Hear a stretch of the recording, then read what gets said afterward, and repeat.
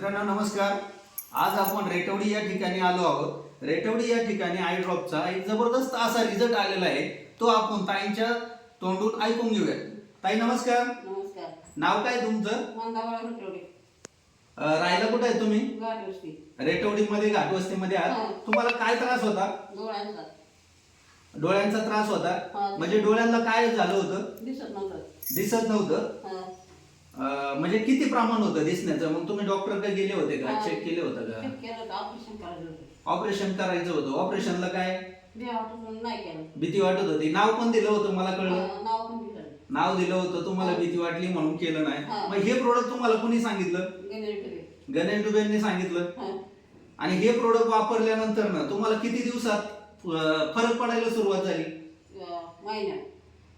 म्हणजे आता 1 महिना झालेला आहे तुम्ही वापरताय, पण तुम्हाला सुरुवात जी आहे ती किती दिवसात झाली? दिसायला थोडं थोडं लागलं असेल ना? 8 दिवस 10 दिवसापासून काय लागलं? 11 दिवसापासून. 11 दिवसापासून दिसायला चांगलं लागलं. हा. आणि आता जर पाहिलं तर स्पष्ट एकदम व्यवस्थित दिसतंय. हा. पहिलं तुम्हाला समोर आलेली व्यक्तीचा चेहरा पण ओळखत नव्हता, नव्हतं. बरोबर? हा. कारण मी हे ऐकलेलं आहे, तुमच्या घरच्यांशी चर्चा केली त्यावेळी. मग हे जे प्रोडक्ट आहे, हे प्रोडक्ट चांगले आहे की अति चांगले? अति चांगलं आहे. ज्याला वापरायला पाहिजे त्याने वापरले पाहिजे. पाहिजे. म्हणजे ऑपरेशनला जायची गरज नाहीये याची, हा.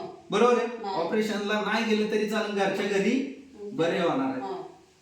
तर मित्रांनो, खरंच मी AWPL संस्थेचं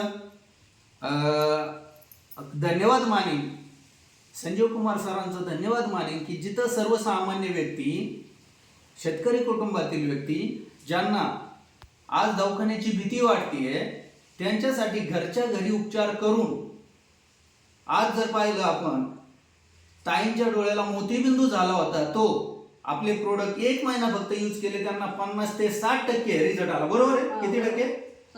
50 ते 60% रिझल्ट आलेला आहे. अशा प्रकारे जे कोणी ह्या आजाराने किंवा कुठल्याही आजाराने त्रस्त असेल ते हे प्रोडक्ट यूज करून घरच्या घरी बरे होऊ शकतात, एवढं सांगेल.